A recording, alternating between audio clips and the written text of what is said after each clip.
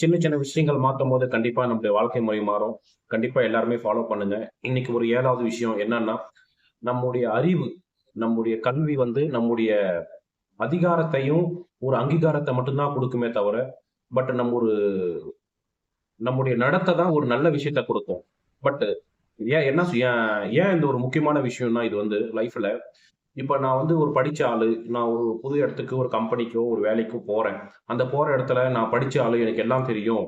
அப்படின்னு அங்க இருக்கிற அந்த மக்கள்ஸ் கிட்ட நம்ம வந்து பயங்கரமா ஒரு மாரி எரிஞ்சு எரிஞ்சு விழுறது, எனக்கு எல்லாம் தெரியும் அப்படின்னு நம்ம அத பண்ணிட்டு இருந்தோம்னா, கண்டிப்பா அந்த இடத்துல பிரச்சனை தான் போய் முடியும். ஏன் சொல்றேன்னா, அங்க வந்து எத்தனையோ பேரு பல வருஷமா வொர்க் பண்ணிட்டு இருப்பாங்க.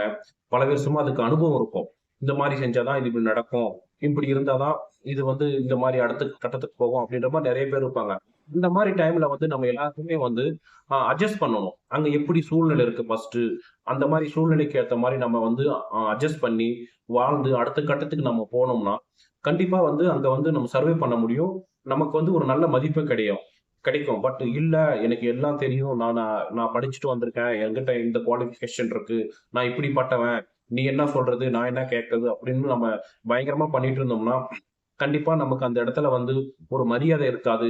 நம்ம அந்த இடத்துல ரொம்ப நாள் சர்வே பண்ண முடியாது. அப்படி சர்வே பண்ணாலுமே ஒரு பேடா நம்ம மேல வந்து இந்த ஆள் வந்து இப்படி இந்த மாரி சொல்றத கேட்கறதுல ரொம்ப திமிரு பிடிச்ச ஆளு அப்படின்ற ஒரு மாரி ஒரு அ நம்ம பத்தி ஒரு பெரிய ஒரு அந்த இடத்துல ஒரு கருத்து வந்து நிலவும். அந்த கருத்த வந்து நம்ம நிலவுறப்போ நம்ம முதலாள வந்து நெறைய பிரச்சனைலாம் சால்வ் பண்ண வேண்டியதா இருக்கும். கண்டிப்பா நம்ம வந்து அந்த மாரி விஷயங்கள நம்ம வந்து அட்ஜஸ்ட் பண்ணி அந்த சூழ்நிலைக்கு தகுந்த மாரி அவங்க கிட்ட எல்லாம் நமக்கு தகுந்த மாரி அதாவது நமக்கு அந்த சூழ்நிலைக்கு எந்த மாரி அங்க அடாப்ட் ஆகணுமோ, அதுக்கு தகுந்த மாரி நம்ம ம் கண்டிப்பா இருந்துக்கிறது ரொம்ப நல்லது. ஏன்னா, அந்த மாரி டைம்ல வந்து இந்த அமைதியான ஆளுங்க, ரொம்ப பொறுமையான ஆளுங்க என்ன பண்ணுவாங்கன்னா, கண்டிப்பா அமைதியா இருந்து அத அப்சர்வ் பண்ணி அதுக்கு தகுந்த மாரி போயிடுவாங்க.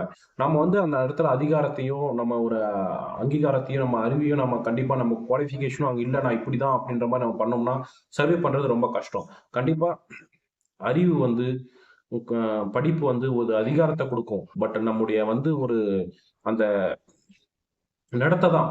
அந்த ஒரு நம்ம செய்யற செயல் தான் ஒரு அங்கீகாரம். அந்த இடத்துல நமக்கு ஒரு நல்ல ஒரு பொசிஷன குடுக்கும். கண்டிப்பா அத ஃபாலோ பண்ணுங்க.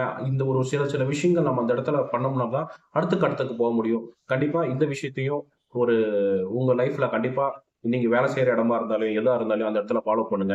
கண்டிப்பா நம்முடைய லைஃப் ஸ்டைலு, நம்முடைய லைஃப்லயும் சேஞ்ச் பண்ணும். கண்டிப்பா எல்லாருமே இந்த சின்ன சின்ன விஷயத்த கண்டிப்பா ஃபாலோ பண்ணுங்க.